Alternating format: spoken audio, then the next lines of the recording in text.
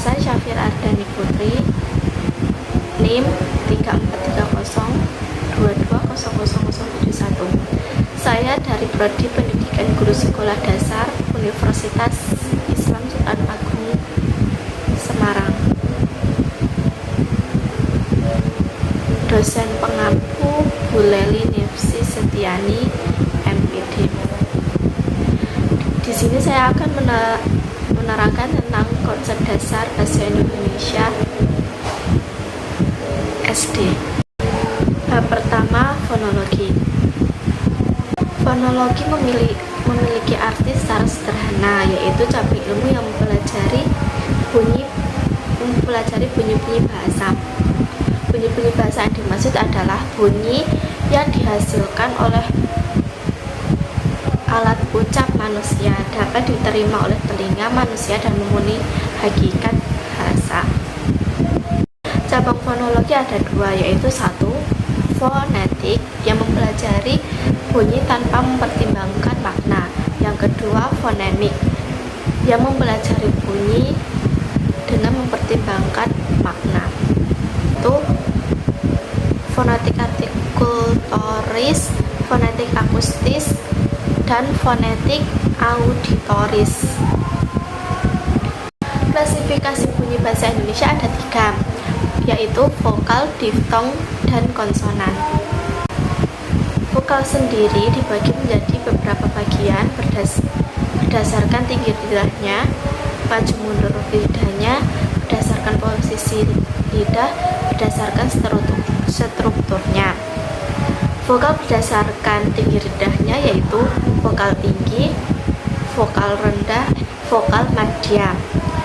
Vokal berdasarkan maju mundurnya dibagi menjadi tiga, vokal depan, vokal tengah, vokal belakang. Vokal berdasarkan posisi bibir dibagi menjadi tiga, vokasi bulat, vokal bulat, vokal tak bulat, vokal netral. Vokal berdasarkan strukturnya juga dibagi menjadi empat, vokal tertutup, semi terbuka, terbuka. Diftong. Seperti vokal, diftong sangat dipengaruhi oleh posisi lidah. Diftong sendiri dibagi menjadi tiga, yaitu diftong naik, diftong turun, dan diftong pemusat. Oke, selanjutnya konsonan. Konsonan juga sama seperti diftong dan vokal. Konsonan juga dibagi berdasarkan beberapa bagian, yaitu konsonan berdasarkan strukturnya dibagi menjadi 5, yaitu konsonan bilabial, konsonan labiodental, konsonan apikodental, konsonan giotal, dan konsonan aringa. Konsonan dibagi berdasarkan posisi pita suara, ada dua, konsonan tak bersuara dan konsonan bersuara. Selanjutnya, konsonan berdasarkan jalan keluarnya udara dibagi menjadi dua, konsonan nasa dan konsonan ara. Fonemik bahasa Indonesia. Fonem merupakan kesatuan bahasa terkecil yang tidak mengandung makna, tetapi dapat membedakan makna. Fonem akan memainkan peran pentingnya ketika sudah berada pada tataran kalimat. Fonemik mengaji bunyi bahasa yang membedakan makna. Untuk menentukan apakah sebuah bunyi tergolong fonem atau bukan, carilah bunyi tersebut pada sebuah kata yang menyandang bunyi tersebut, lalu bandingkan dengan kata lain yang mirip. Jika berbeda makna, maka termasuk dalam kategori fonem. Contoh: batuk, batak, batik, batok.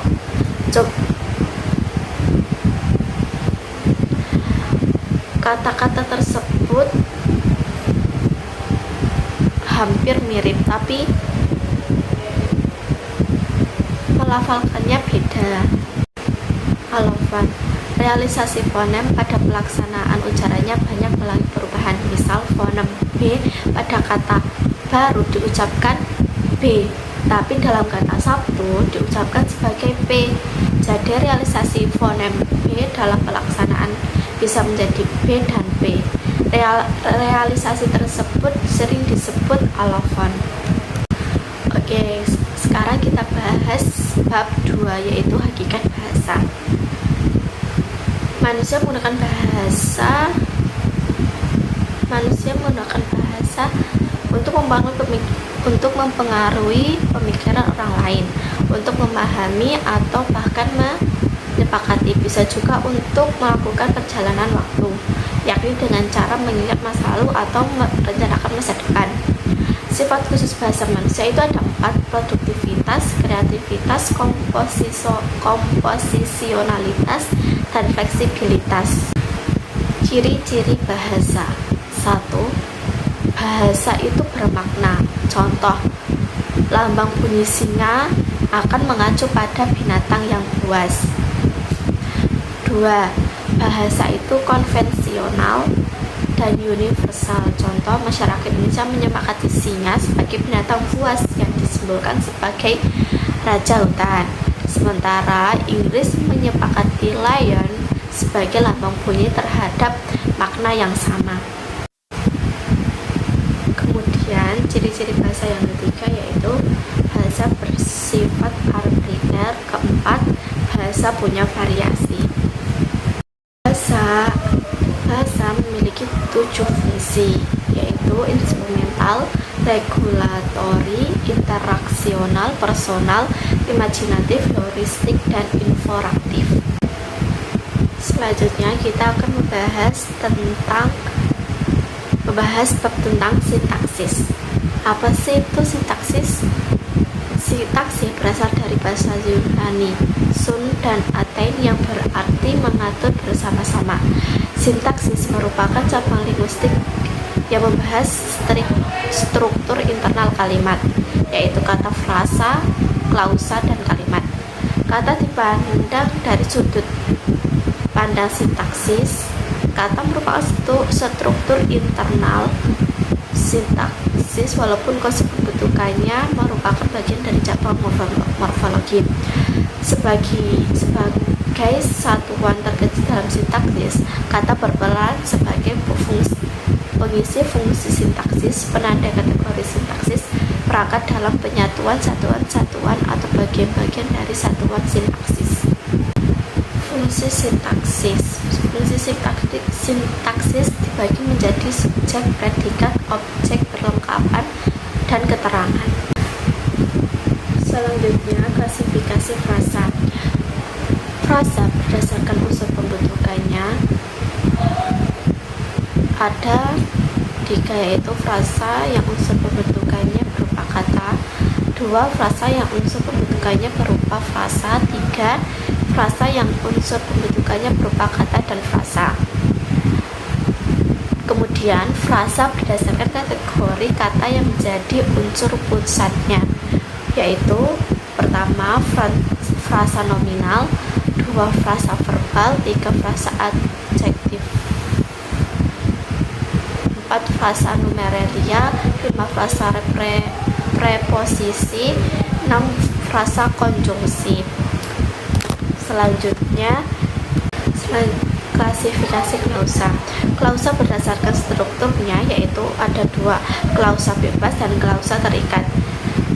Kemudian, klausa berdasarkan kategori unsur predikatnya ada 4, klausa verbal, klausa nominal, klausa adjektif, dan adverbial, 4 klausa numerial. Kemudian, klausa berdasarkan unsur negasi ada 2, klausa positif dan klausa negatif. Selanjutnya, klausa berdasarkan letak subjek dan predikat ada 2, klausa versi dan klausa inversi. Sedangkan klausa berdasarkan kata sifat predikatnya ada 2, klausa aktif dan klausa pasif. Kemudian yang terakhir, kalimat.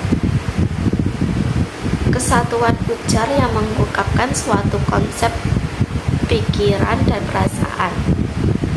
Kalimat dalam bahasa lisan diawali dengan kesenyapan dan diakhiri dengan kesenyapan. Dalam bahasa ditulis di awal dengan huruf kapital dan diakhiri dengan tanda titik, tanda tanya, atau tanda seru. 2. Mengandung pikiran yang utuh. 3. Mengandung urutan yang logis. Setiap kata atau kelompok kata yang mendukung fungsi disusun menurut fungsinya. 4. Mengandung satuan makna, ide, atau pesan yang jelas. Jenis kalimat dibagi menjadi berdasarkan fungsinya ada 4: berita, tanya, perintah, dan seru. Jenis kalimat berdasarkan jumlah kaitan ada 2: tunggal dan majmuk. Oke, kita akan bahas subjek yang terakhir yaitu morfologi. Konsep dasar morfologi. Morfologi merupakan cabang ilmu bahasa yang mengkaji seluk-beluk kata serta pengaruh perubahan bentuk kata terhadap golongan dan arti kata. Morfologi menempati urutan kedua setelah fonologi dalam penataran linguistik. Objek kajian morfologi yaitu ada 2: satuan morfologi, morfem dan kata. Yang kedua, proses morfologi yang melibatkan komponen bentuk dasar, alat pembentuk, dan makna gramatikal. Jenis morfem ada di bahasa Indonesia dibagi menjadi 4 bagian. Yang pertama, berdasarkan kebebasannya, yaitu 1. Morfem bebas, morfem yang terdiri morfer yang dapat berdiri sendiri dan bisa disebut sebagai kata. Kedua, morfem terikat. Jenis morfem ada di bahasa Indonesia dibagi menjadi 4 bagian. Yang pertama, berdasarkan kebebasannya ada 2: morfem bebas, morfem yang dapat berdiri sendiri atau bisa disebut sebagai kata. 2. Morfem terikat, morfem yang tidak bisa berdiri sendiri. Masa imbuhan, med, di, a, dan lain-lain.